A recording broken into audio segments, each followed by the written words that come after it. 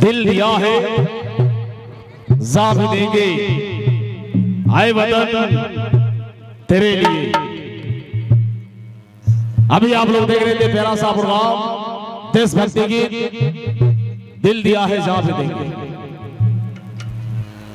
राष्ट्रीय गीत तिरंगे झंडे का प्रोग्राम इसी तिरंगे के लिए, इसी तिरंगे के लिए कितनी मां ने अपने बेटा खो दिए, इसी तिरंगा के लिए कितनी बहन ने अपना भाई खो दिए, और इसी तिरंगा के लिए कितनी अबलाओं ने अपना सिंदूर को मिटा दिए।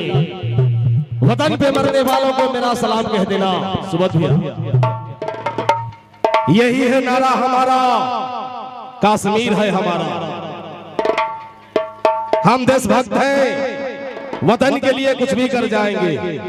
तुम दूध मांगोगे तो हम खीर देंगे, तुम दूध मांगोगे तो हम खीर देंगे, अगर कश्मीर मांगोगे तो छाती चीर देंगे। देशभक्त हैं हम, होश में रहिए। तो भाई ये प्यारा प्रोग्राम चल रहा है दिग्गज पारा म्यूजिकल ग्रुप का, ये रंगारंग प्रोग्राम है।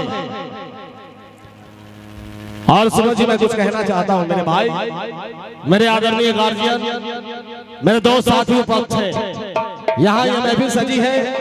मैं कुछ बोलना चाहता हूं कि वतन के वास्ते क्या क्या नहीं किया हमने, वतन के वास्ते क्या क्या नहीं किया, दिल तोड़ के आपने अच्छा नहीं किया।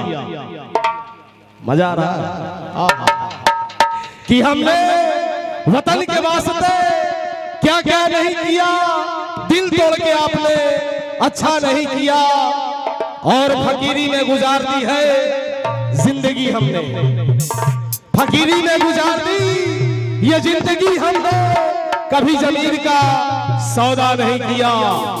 और दीप जलाकर दिए जमाने को रोशनी, ये दीप जलाकर दिए जमाने को रोशनी, कभी जुगनू पकड़कर उजाला नहीं किया, उजाला नहीं किया। और आइए मेरा सा प्रोग्राम आप सबके नाम, जिस तरह आप लोग देखते हैं मोबाइल के माध्यम से, हॉल के पर्दे के माध्यम से सुनते हैं, रेडियो के माध्यम से पारो जी का प्रोग्राम, उसी तरह से दिग्गज पारा म्यूजिकल ग्रुप आप सभी मेहमान का स्वागत कर रही है।